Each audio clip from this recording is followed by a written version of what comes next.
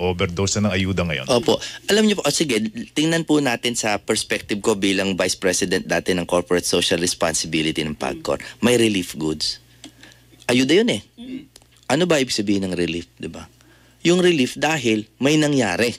Pumutok yung taal, nagkabaha, bibigyan mo ng relief goods. Pero pag nagbigay ka ng relief goods sa wala namang sakuna, libreng grocery ang tawag doon. At pag ginawa mo yon, it erodes society. Kasi yung mga nagtatrabaho tuloy, iniisip nila, ba't pa ako magtatrabaho? May libreng grocery naman. Bumababa po yung pagkatao ng Pilipino. Yung pagkatao. No? At nagkakaroon ng, alam nyo yung rewards kahit sa mga anak po natin, di ba? Pag yung salbahe po yung binibigyan mo ng maraming regalo, tapos yung masipag mag-aral, yun pa yung pinahihirapan mo. Eh ba't pa mag-aaral yung matalino mong anak? Di masipag mong anak, di ba? Ganon din po I think ang nangyayari sa atin. Immediately, siyempre, dapat ibalik ang budget ng PhilHealth. Kasi kalokohan yung sinasabi nila na hindi kami nagbigay kasi hindi naman nyo inuubos yung pera. Kalokohan yun. Ang sagot doon, ay ba ubusin nyo yung pera? Alam mo, ang challenge ko nga sa PhilHealth tsaka sa present administration, with all due respect, bakit hindi natin subukan kahit isang taon lang, ubusin natin ang pera ng PhilHealth? Ubusin lang natin sa lahat ng claim, kahit na magkamali ka pa ng release, ubusin nyo lang, ubusin nyo. Kasi yung ayuda nga, pinamimigay nyo lang eh. Bakit hindi natin ipamigay dun sa mga totoong may sakit? Hindi ba? Ubusin natin ang ubusin yung mga ano, bago natin bawasan yung subsidy. Kasi ang nangyari ngayon, yung reserves nila, 140 billion. Di ba? Tapos meron silang mga surplus. Tapos meron silang investment, 480 billion ba? O something like that. Na kumikita ng interest income. Oh, pero kung ganun nga ang totoo na numero ninyo, na may ganyan kayong pera, may interest income, may savings, bakit hindi natin subukang ubusin muna kahit isang taon lang? Yung ba yung sinasabi niyo maging zero billing yung lahat ng pasyente na miyembro ng PhilHealth? Oo, kasi malapit-lapit na tayo sana doon dati. Alam niyo sa totoo, nakatulong naman yung Malasakit Center eh. Bakit hindi pa tuloy-tuloy yun? Pati sa private hospital, subukan natin ng full health coverage. Why can't we try? Umuutang na rin tayo ng trilyon. Diba? Umuutang na rin tayo. Hindi natin alam kung paano babayaran. Bakit hindi natin ubusin sa mga may sakit? Aming imbitasyon, siguro magandang matanong na rin siguro si Attorney Bondoc. Total, galing po kayo sa entertainment industry. Yes, sir. Alam nyo naman, batid nyo naman siguro na pagka sinabing galing sa entertainment industry, marami hong nagsasabi hindi masyadong mataas ang pagtingin, no? Sa ating mga kapuso na galing sa entertainment industry na gustong pumasok sa politika. Ano ang inyong pananaw dun sa pagtingin na yon? Alam niyo po, hindi naman natin masisi mga kababayan natin, no? Siguro pagod na rin yung mga kababayan natin na ang ating demokrasya ay kuminsan nakaugat sa showbiz politics, no? Oo, pero wala po tayong magagawa, ganun po ang sistema. Siguro ang magandang paalala na lang sa mga kababayan natin ay tandaan na ang isang sektor ay hindi naman pare-parehong tao. Hindi lahat ng pare mabait. Hindi lahat ng politiko korap. At hindi po lahat ng nasa showbiz ay walang alam sa politika. Iba-iba po ang tao. So siguro magandang bawal ang judgmental. Okay, magandang maganda 'yon. Maganda naman yung ganong klase ng pananaw. Siguro magandang matanong na rin si Attorney Bondoc kasi galing kayo ng PAGCOR. Opo. Alam niyo, isa sa mga naging malaking issue nung nakalipas na taon at hanggang ngayon, pinag-uusapan pa rin po yung issue po ng Pogo. Ngayon ang mga panahon daw po ni dating Pangulong Duterte, lumobo dumami ho ang Pogo sa bansa. Ano bang dahilan kung bakit nabigyan ng ganong pagpayag ang administrasyon dito po sa Pogo na ngayon ay pinoproblema po natin? Alam niyo po, ito controversial to, pero kailangan natin i-qualify yung tanong na yon. Hindi naman po totoo yung dumami. Ang tagal na ng Pogo sa bansa natin. Late 90s, kasi simula nang nagka-internet, siyempre nagsugal na ang mga tao sa internet. Ganon kasimple. Ang ginawa po sa panahon ni PRRD ay ginawang ng sistema at nag-legitimize, ano? At sa totoo po, walang nawawalang pera sa Pilipinas sa Pogo. Kasi ang naglalaro dyan, ang nagsusugal ay nasa ibayong dagat. Ang problema talaga dyan, yung enforcement.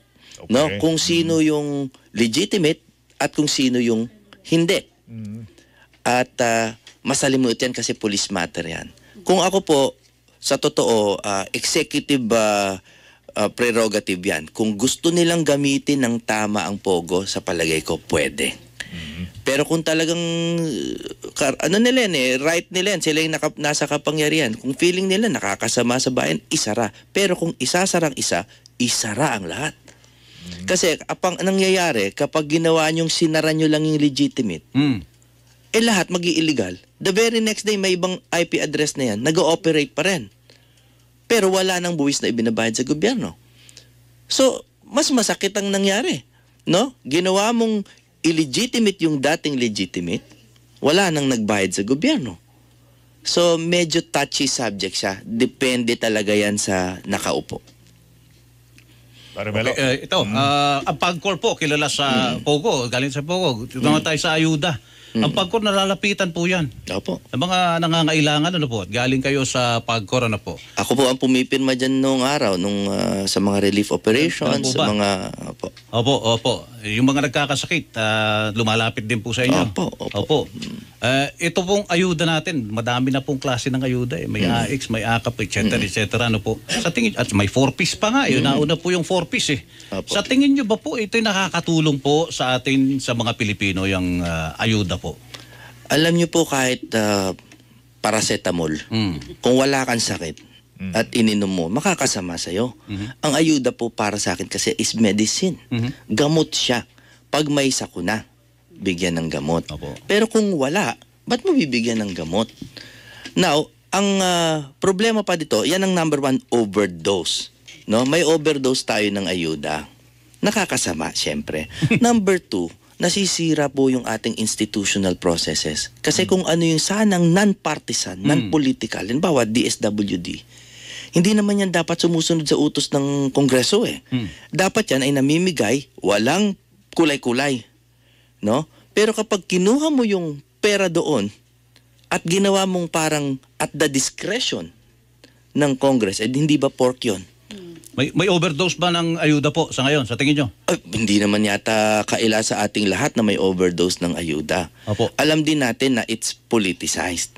No? Alam mo, sa isang banda, gusto ko na nga sanang unawain kasi hirap lang talaga mga Pilipino. Sino ba naman ang tatanggi sa libreng pera? Pero as we have seen, yung self-rated poverty ng Pilipino, yung survey, mas humirap sila sa paningin nila. So, yan na yung statistiko na pinakikita na hindi naman umunlad ang bawat Pilipino dun sa dami ng ayuda. Although sa Attorney Jimmy, meron pong mga sa 4-piece na gobyerno, meron tinatawag na nag-graduate. Ibig sabihin, nakapag-graduate na raw po sila sa ng miyembro ng pamilya. Yes. So ang kanilang hope, doon sa nakagraduate, yun yung tatapos ang tinatawag nilang generational poverty sa pamilya. Sila na yung mag-aangat sa pamilya nila.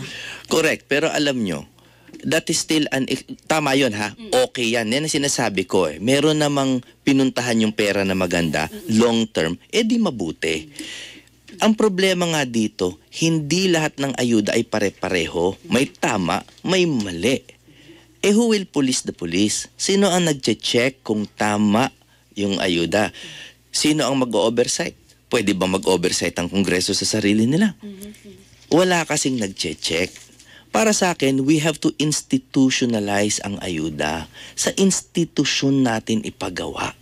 Para merong parameters, may nagbabantay. Kapag Kongreso gumagawa, I really think it's wrong. Alam niyo po, hindi politika to ha. Totoo pong mali yan. We have to strengthen our agencies, palakasin yung tamang ahensya. Tama ho bang ang paniwala namin at pagkuha namin sa inyo mga sagot na hindi kayo sang-ayon sa forever ayuda? Kumbaga parang seasonal ayuda. Kasi sabi nga, parang sinasabi may overdose na ng ayuda ngayon. Opo. Alam niyo po, sige, tingnan po natin sa perspective ko bilang Vice President dati ng Corporate Social Responsibility ng PAGCOR. May relief goods. Ayuda yun eh. Ano ba ibig sabihin ng relief, di ba? Yung relief dahil may nangyari. Pumutok yung taal, nagkabaha, bibigyan mo ng relief goods. Pero pag nagbigay ka ng relief goods sa wala namang sakuna, libreng grocery ang tawag doon. At pag ginawa mo yon, it erodes society. Kasi yung mga nagtatrabaho tuloy, iniisip nila, ba't pa ako magtatrabaho? May libreng grocery naman. Bumababa po yung pagkatao ng Pilipino. Yung pagkatao. No?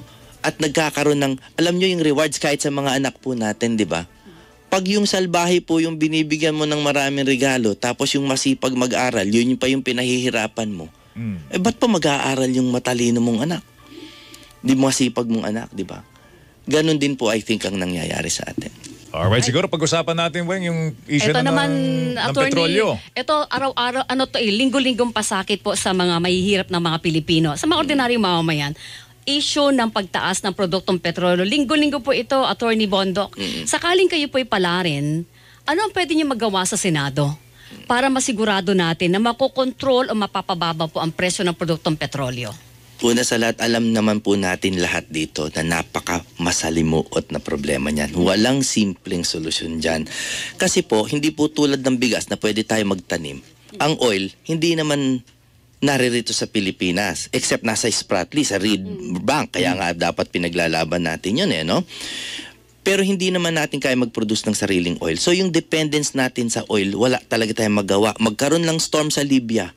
'Di ba? Magti-triple yung presyo ng langis. 'Di ba? Yan ang tingin kong kailangan ng una ng government subsidy. Yan ang kailangan tulungan kasi wala tayong ibang solusyon dyan. Hindi tayo pwede magtanim lang langis. Wala namang ganun Ito, attorney, pinakahuli. Nagtaas na po kanina, no? Magtataas ulit. 80, Nagtaas na, 80 ayan. centimos. Ang dahilan daw ay yung demand ng langis sa Amerika at Europa dahil winter. Naglamig po doon. Opo. Merong sinasabi na isa sa pwedeng gawin nating solusyon, tanggalin ang value-added tax at saka excise tax sa langis para makinabang naman yung mga motorista, yung mga tayo, mga mahirap. Alam nyo, yung topic lagi dyan sa taxes, sa pagpababa ng bis, lalo na sa VAT na talagang it's hindi naman progressive yan, regressive yan Kasi lahat tayo pantay-pantay ang singil sa atin Mayaman bumili, mahirap bumili, parehong binayaran mong buwis. Regressive, 'di ba? That applies to all. Dapat naman talaga ibaba. We are the highest paying tax rate. We have the highest tax rate sa buong Asia So, totoo, solusyon 'yan. Pero gusto niyo ng real talk 'di ba? Dapat totoo tayo dito. Kasi dapat totoo. Kahit po ibaba niyo 'yan. Mabigat pa rin ang presyo ng langis kasi may kumokontrol talaga niyan. May mga may mga grupo ng May mga external factors ang sinasabi may external ninyo. factors. May kartel pa yata. Yun na nga, ayoko sanang sabihin, mahirap, ayoko pang mamatay. 49 pa lang ako Dapat totoo tayo dito. pero totoo tayo, di ba? Pero, that said, wag na nating isipin yung hindi natin makokontrol. Sa ibang bansa, siguro makikitungo na lang tayo, makikipag-treaty tayo kung ano man. Pero dito po, tama, magbaba tayo ng buwis, number 1. Number 2, siguro magtulungan na ng gobyerno. Yan ang dapat inaayudahan. Yan na lang yung tulungan ng gobyerno. Imbis na yung namimigay lang tayo ng kung ano-ano, di tulungan natin yung pasakit ng presyo ng langis. Direktang ayuda yun. Ang ayuda na gusto nyo sa mga motorista, yung mga nasa transport sector. Hindi kasi transport sector ang sinasabi natin. Lahat tayo gumagamit ng langis Lahat tayo So siguro medyo kahit artificially muna, stopgap measure muna, artificially ibaba lang ng konti kasi yan yung hindi natin kontrolado. Yun yung sinasabi niyong direktang ayuda na hindi dadaan sa politiko. Na hindi dadaan sa politiko. So in short, parang OPSF at Yes. ang gusto nyo. Gusto nyo ibalik Stabilization. yung OPSF, Stabilization fund. Yan. Di deregulation ang pupuntahan natin yan. May Well, Paano yun? that's not always wrong. That's not always wrong, hindi ba? Kasi nga, like I said, worldwide yung issue na yan Naggegera pa nga sa langis ngayon, hindi lang natin binabalita, di ba? Pero by the way, I think ma-affect yan pag upo ng bagong presidente sa US, no? Si Donald Trump. Palagay ko naman po medyo mag-iibang presyo ng langis. Okay, speaking of langis, pag nagtaas ang presyo ng langis, kasunod na rin, nagtataas ang presyo naman ng kuryente. Tsaka tubig, utilities, alam nyo, Attorney Bondok, ang ating mga kababayan, nagre-reklamo na po Parang sila na lang ang pinaghahanap buhay namin. Anong pwede natin gawin po dun sa sa problema natin sa utilities? Kuryente. Bayarin, no? Yan naman po yung kanina pinag-uusapan natin, langis, wala tayong masyadong control. Ito naman meron tayong control dyan. Meron naman tayong distribution wheeling rates. Ang pwede mag-set ang gobyerno ng maximum, di ba? Na wheeling rates. Merong rules for setting distribution wheeling rates eh. Every 4 years, meron yung regulatory period na tinatawag at ang ERC ay mandated na mag-rate reset. Okay? Dapat naman talaga, pero alam nyo, since 2015 yata or something, hindi pa nagre-rate reset. So bakit hindi natin, yun, ayan, trabaho na talaga ng Senado yan, pwede i-blue ribbon yan, pwede i-hearing yan, tanungin ang ERC kung bakit natin hindi tayo nagre-rate reset. Kumbaga, pag sinabi mong rate reset, ang paliwanag dito ba, Attorney Bondoc, ay pag-aaralan mo ulit yung lahat ng factors na bumubuo ng power bill ng bawat to consumer o yung sinisingil halimbawa ng distributors para malaman mo kung akma pa yung sinisingil sa atin. Opo, kasi alam nyo naman yata to, halimbawa basahin mo yung bill mo, may mga kung ano-anong universal charge o kung ano-ano, hindi na naiintindihan ng bayan yan, ano? Attorney, yun yung unbundling eh. Yes. Titignan na natin yung detalye. Di ba sa resibo sa restaurant, titingnan mo nga, ano to? Hindi ko naman in-order to. Alam nyo, kuminsan kahit yung power loss,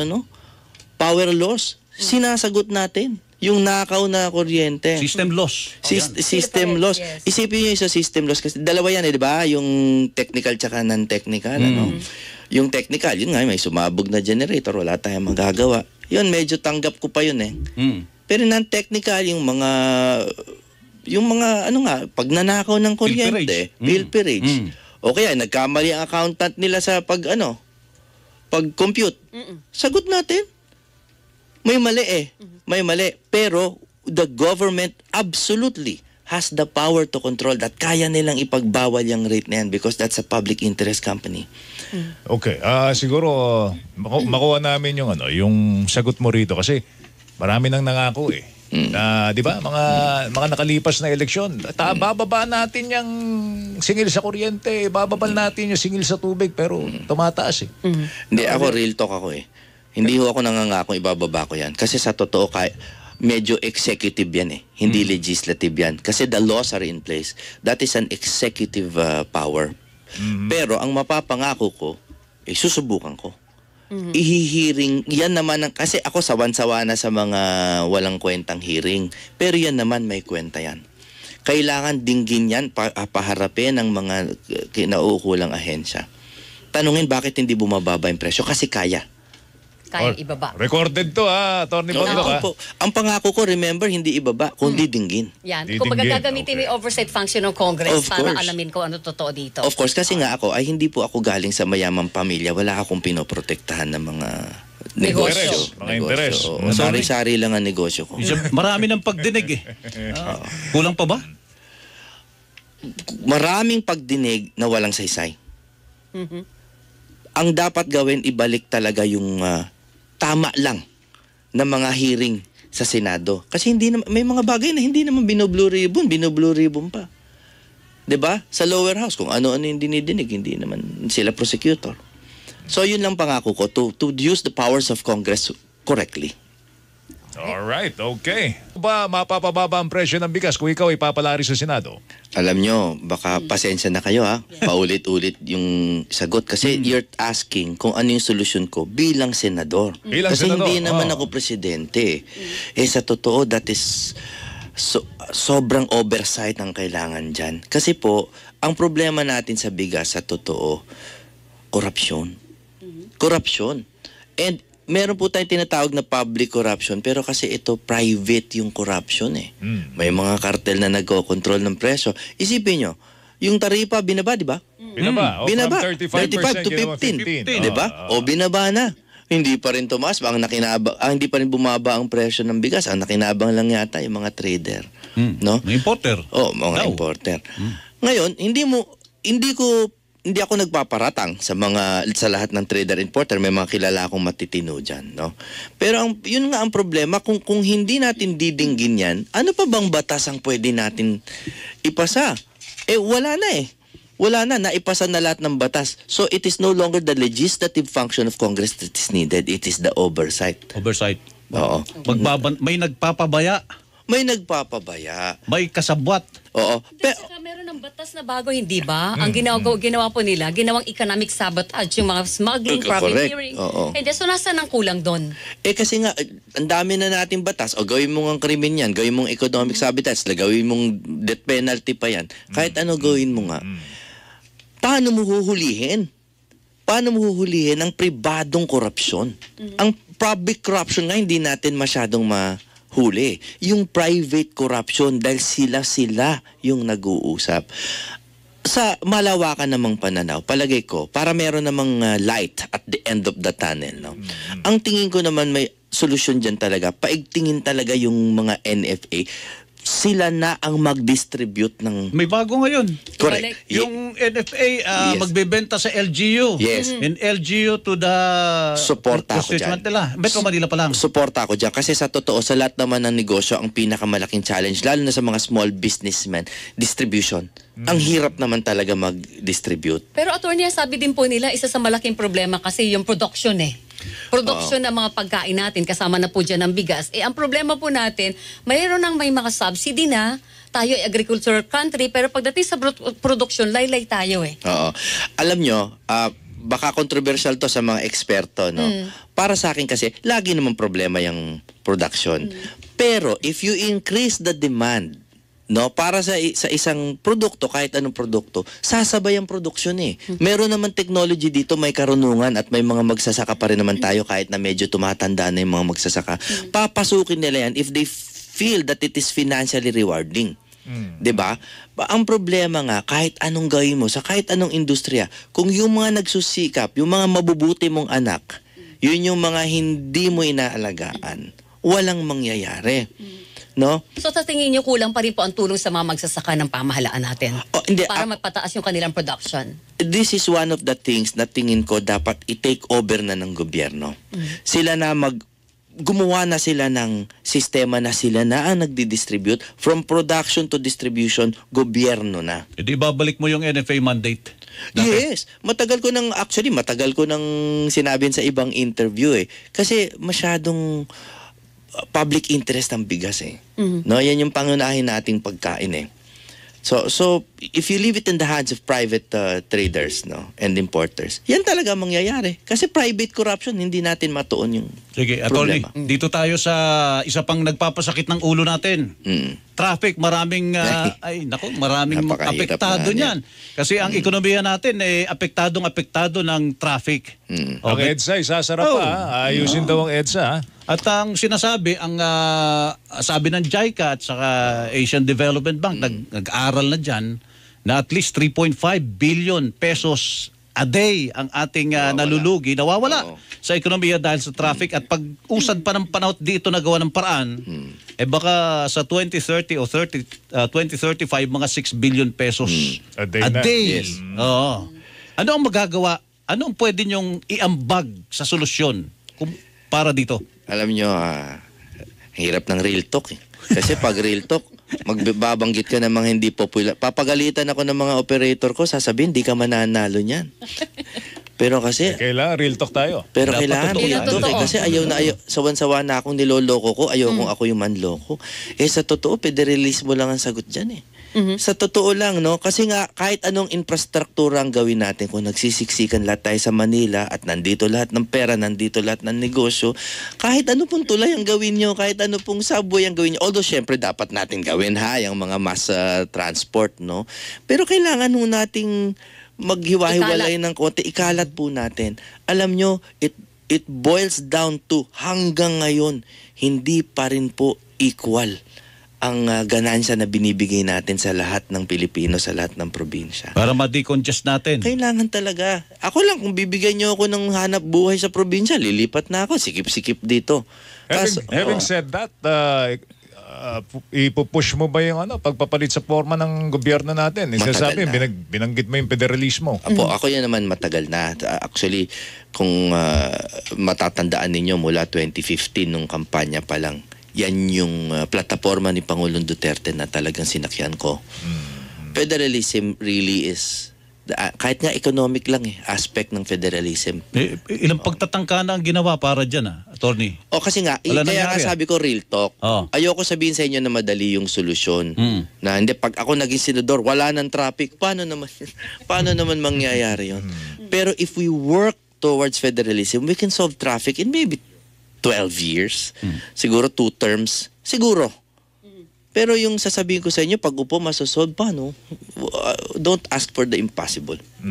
Climate change is real. Yun ang sabi ng ating mga kababayan na grabe ang timplada ng panahon sa iba't ibang panig ng mundo at nararamdaman na natin sa Pilipinas yan, no? Tayo'y binabaha na kaliwat kanan. Sheer line pa lang yun. Sheer line pa lang yan, wala pa pong bagyo. May magagawa pa tayong mga hakbangin para ho ma-abate natin. At the very least, siguro mapaampat natin ng konti yung problema natin sa climate change. Alam nyo, hindi kasi natin mahihiwalay yung flood control issues sa climate change. Kasi sabi nga ng mga matatanda, no, hindi mo kayang baguhin yung mundo, pero kaya mong baguhin yung reaction mo sa mundo. Ang tawag doon na, attorney, adaptation. Adaptation. Kasi Baka. climate change is so broad, yung buong topic na yan. At tayo naman ay nag-comply na sa lahat ng mga hinihingi ng mga treaties tungkol sa ating pag-use of plastics and all that. Pero taon-taon, iba-iba yung sinasabi sa atin na bawal eh. Taon-taon, bawal yung ganitong gamitin na plastic, bawal tong ganito. Tapos bigla sasabihin nila, hindi naman yan yung problema. Pero, pwede natin kontrolin yung epekto ng climate change sa atin to at least insulate our nation from yung grabing mga pagbabaha.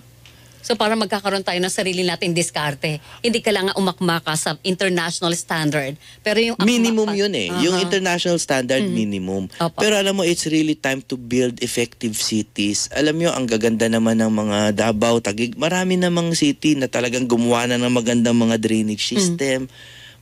Ako, tingin ko yun lang ang totoong sagot. Babaguhin na raw yung design ng mga flood control projects natin kasi yung mga nauna hindi naman akma. Hindi naman design yung problema. Implementation naman yung problema eh. Pero sige, okay.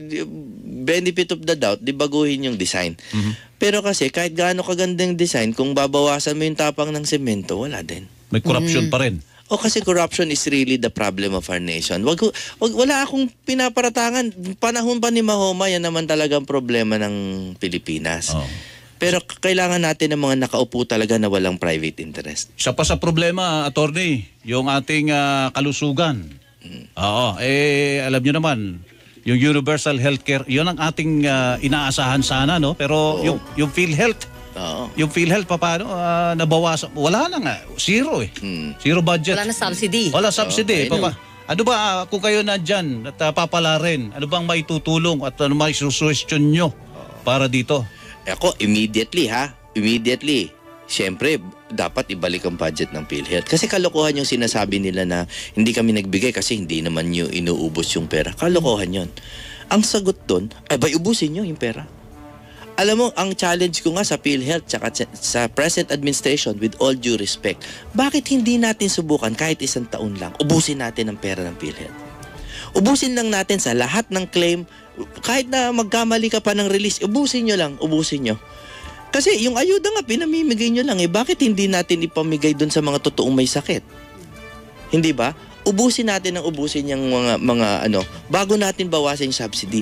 Kasi ang nangyari ngayon, yung reserves nila, 140 billion. Di ba?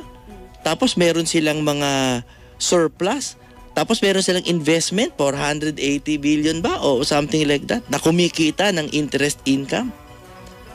Pero kung ganun nga ang totoo na numero ninyo, na may ganyan kayong pera, may interest income, may savings, bakit hindi natin subukang ubusin muna kahit 1 taon lang? Yung ba yung sinasabi niyo maging zero billing yung lahat ng pasyente na miyembro ng PhilHealth? Oo, kasi malapit-lapit na tayo sana doon dati. Alam nyo, sa totoo, nakatulong naman yung Malasakit Center eh.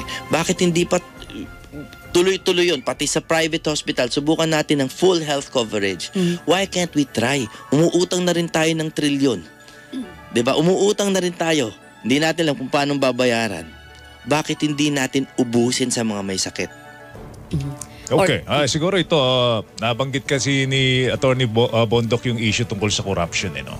Can we get your insight, Attorney Bondoc, doon sa issue ng paggasta sa Confidential and Intelligence Fund na ngayon po'y pilit na tinatangkang isatama no, ng ating Kongreso. Anong pananaw ninyo dyan? May mga issue tungkol sa di daw dapat nabigyan ng CIF pero binibigyan. Alam nyo yung nakakatawa sa bawat administrasyon, issue yung confidential funds. Ngayon lang lumaki kasi lumaki naman talaga ng sobra. Nung 2011, parang 700 million lang yan eh. Ngayon parang ilang billion na, 4 billion na yata ang Malaki na ho, confidential fund. malaki na. Yung PAGCOR ba may intelligence? May Intel Fund ng PAGCOR kasi hindi namin ginamit. Pero meron. Pero sariling pondo niyo ba yun o galing sa national government? Hindi kasi ang PAGCOR earns its Yes. own money. Oo. Hindi naman kami nakaasa sa... Yes. Pag ginagamit nyo ba yun, kailangan pa ng approval ng presidente yan, di ba? Hindi. Chairman. Chairman Sariling lang. pondo niyo Chairman. kasi. Kaya nga hindi lang namin ginamit para wala ng issue. Oo. Pero again, nasa real talk po tayo. Sa totoo, kailangan naman ng confidential fund eh. Kasi may mga kalaban tayo eh. Kailangan ng intelligence fund tsaka ng Pero confidential lahat fund. ba ng ahensya ng gobyerno, departamento, kailangan meron Yan, hindi lahat. Lahat ng merong kinalaman ng konti sa security, Oh. intelligence fund. Pero kasing confidential fund, kailangan din ng konti sa ibang civilian agencies. Sa totoo lang, what we have to do is to limit it. Limit. Wag natin palakihin ng palakihin. Pero wag tanggalin. I-limit. Number 2, to clarify the use. No? Kasi, ang confidential nga eh. Kaya sa totoo, tatanggapin na lang ng taong bayan na may konting secrecy involved dyan. Meron talagang mga pangalan dyan na hindi pwedeng i-reveal, no? Kasi nga, masusunog yung mga informant, di ba? Kaya, importante yan. Sa totoo lang, alam ko hindi ito popular opinion. Gusto natin tanggalin lahat ng korupsyon, no? Pero, for the operation of government, kailangan ng konting confidential fund. So paano natin matcha-track, Attorney Bondoc, na magagamit sa tama yung Confidential Intelligence Fund? Alam mo, again, real talk tayo. Kasi, pag yung hinalal ninyo, nagtitiwala kayo, hindi issue yung confidential fund eh.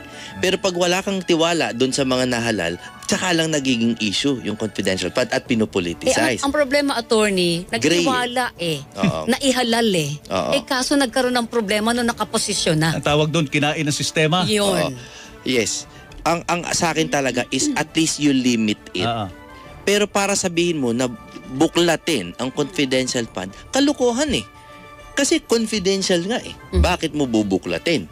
Limitahan na lang natin para kung sakaling nanakawin niya, at least imbestigahan nyo, maliit lang yung damage to government. Pero maliit, pero pera pa rin ang bayan yun. Yes, naiintindihan ko yan. Diba? Naiintindihan ko yan. Katulad ng ayuda, pera din ng bayan yan. Tas kung saan-saan dinadala. Meron talaga tayong palagay kung tatanggapin sa katotohanan ng confidential funds. Kasi, eto na lang ang tanong. May silbi ba ang confidential fund? May magandang silbi ba siya? At sa totoo, oo. Right. Ang problema sa kanya is yung nature niya. Kung kanino ba siya binibigay, binibigay kasi yan sa mga nasa ilalim na tao eh. Mga nasa wala sa liwanag. No? So, paano mo bibigyan ng pangalan? Paano mo i-itemize? Masalimuot na issue. So, ilimit na lang. Yung OVP ba, tingin nyo, dapat may confi funds yun? Yung Office of the Vice President? Oo, kahit sino pang VP yan, hindi po ako dahil partisan, no? Kailangan meron. Kasi pangalawang pangulo ka, dapat nga nagpa-practice ka maging pangulo eh. Ang Just Department in of case. Education? Kasi ang Department of Education, malaki ang role sa pagsupil sa komunista tsaka sa terorista eh. So, oo eh. Oo eh. Okay. Oo. Pero you have to limit. Tsaka siguro pwede kayong gumawa ng ahensya na completely confidential din yung findings na para busisiin.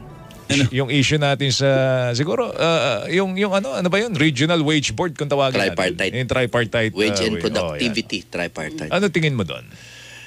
Well, wala namang problema sa may board na eksperto na nagdedetermina ng regional na mga wages. Again, real talk na naman. Kasi yung wages sa totoo, bukod sa ibang mapang-api ng mga employer, nakakaunti naman, sumusunod lang talaga sa ekonomiya.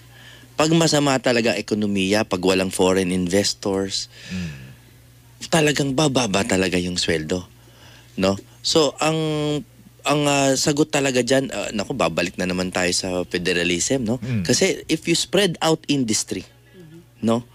Magkakaroon ng ekonomiya dito, magkakaroon ng specialties sa bawat probinsya. At natural lamang natataas ang sweldo nila. Kung pilit natin itaas yung sweldo by forced legislation, halimbawa, okay din yun, makakabuti yun dun sa manggagawa, pero short term, magsasara din yung mga kumpanya eh. So, I really think we have to revisit our constitution, lalo na pagdating sa mga foreign direct investments. Pero, attorney, ang isa sa problema, yung investment sinasabi nyo, nag-create ng trabaho, ano ha? Opo. Ang taas ng presyon ng kuryente. Yung pa rin, babalik na naman tayo dun eh. Kasi kaya nga, magkakaduktong lahat ng topic na to, bagamat iba-iba yung tanong, ano? Kasi nga, yung kuryente, again, we need good governance. Kasi kaya naman talagang ibaba ng ERC yung ating wheeling rates, no? At pag bumaba yan, attracted ka agad ang mga foreign investors na magre-result sa matataas na wages. Palagay ko, kapag sapilitan or artificially natin tinaas ang wages, that's political eh. It's not economic. But you cannot use political tools to solve an economic problem. No? Ang kailangan natin, papasukin, akitin natin ang mga investor. Ako may mga kaibigan, ayaw na magnegosyo sa Pilipinas. Bakit nangyayari pa yon? Meron tayong ease of doing business Correct. Again, it's about implementation. Tsaka yung ease of doing business, okay yon. Pero without constitutional change, sa totoo lang po, about ownership ng negosyo, participation ng foreigner sa atin, wala tayong masyadong dumali ng konti, pero is it enough to create thousands of jobs? Baka hindi. Diba? O dito naman tayo sa larangan ng edukasyon, Attorney Jimmy Bondoc. Ang laki po ng problema natin sa larangan ng edukasyon. Mahina ang kalidad ng mga estudyante natin sa mathematics, science, comprehension, and reading. Sa tingin niyo po, nasa na ugat ng problema? Alam mo, yung I can't help mapunta yung utak ko dun kay Frederick Douglass, na abolitionist yan sa Amerika, ng mga civil rights movement, mga ganun. Sabi niya, it's easier to build strong children than to repair broken men. Sabi niya. Napakaganda, di ba? Simula mo sa bata. Oo, diba? to build strong children. Paano ba tayo magbibuild talaga ng strong children? Strong utak, strong sa katawan. Alam niyo ba, nung nasa PAGCOR ako, ang natutunan ko, ang laki pala ng epekto talaga ng feeding program. Yung mga 120 days, talagang patatabain mo, bibigyan mo ng nutrition, tumatalino yung bata. So kung minsan, tinitingnan na natin yung syllabus, yung matatag, curriculum which is good, yung K-12, pinagtatalo na natin, okay lahat yan. Gutom yung bata. Paano mag-aaral? Kaya kung hindi man natin masugpo yung kagutuman ng buong bayan, kahit kabataan, pakainin po natin. We have the money, nag-aayuda tayo, wag tayong magpaka-plastic, meron tayong pera. Ako, alam ko medyo malayo yung sagot ko sa tinatanong nyo, pero ako feeding program. Pag walang gasolina yung utak, walang mangyayari dyan sa edukasyon. And then, yung pagdating dun sa curriculum, tanggalin po natin ang politika sa curriculum. Tanggalin natin yung pagre-recruit. Yan po. Simulan natin sa GMRC talaga. Turuan natin yung mga bata ng tamang pag-aasal, that yung talino ay susunod dyan. The intelligence will follow if they are fed body and soul. Ayun, okay. Para hindi tayo ini-small ng mga katabi natin bansa katulad ng China.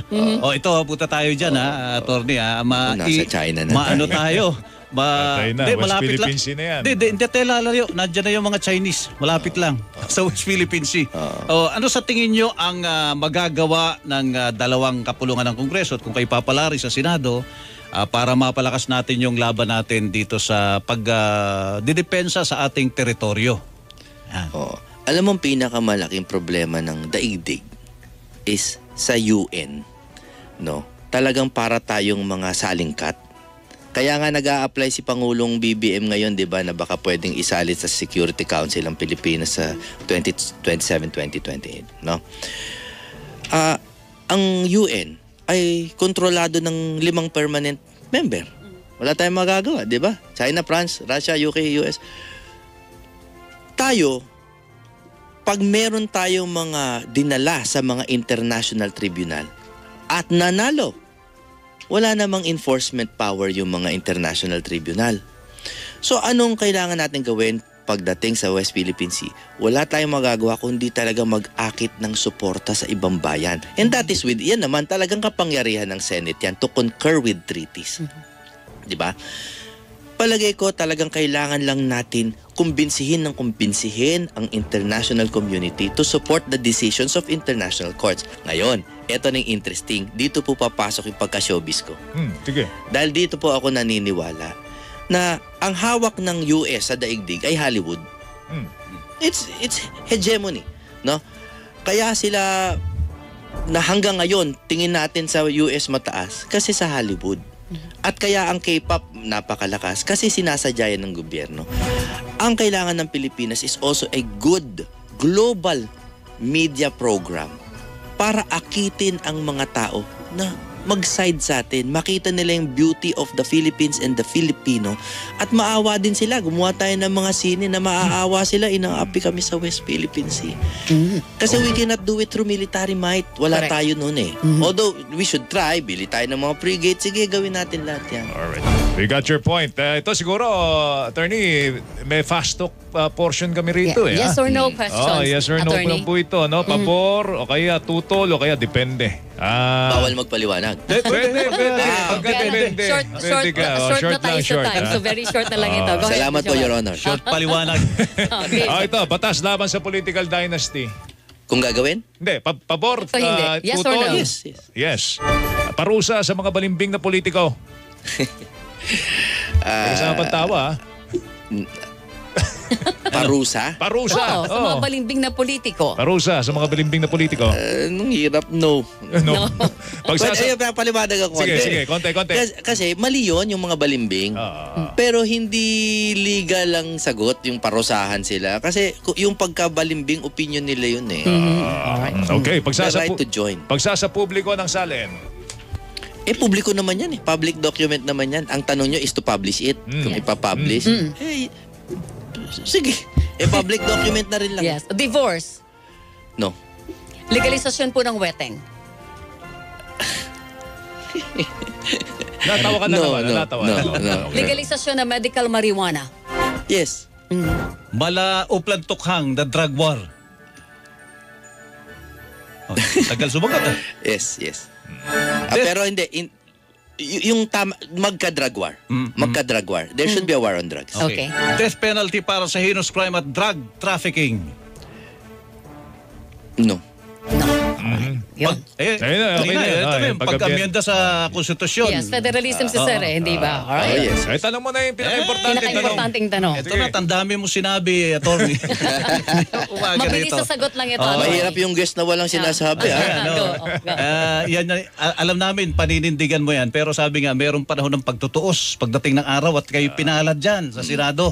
Sisingilin ka namin. At baka makasagupa namin uli kayo sa labas. Ikaw na ba? At saka yung mga nanonood sa atin, ano ba itong sinabi ni attorney? Magkakatotoo ba ito? Nagkatotoo eh. Ang tanong namin sa inyo sa mga sinabi nyo niyan, sa inyong palagay, ikaw na ba ang nararapat na maging senador ng Pilipinas? Ako po ay karaniwang tao. Believe it or not. At kung gusto nyo magkaroon ng representanteng totoo sa Senado, na representante nyo, hindi representante ng mayayaman, ako talaga yun. At marami pa kami.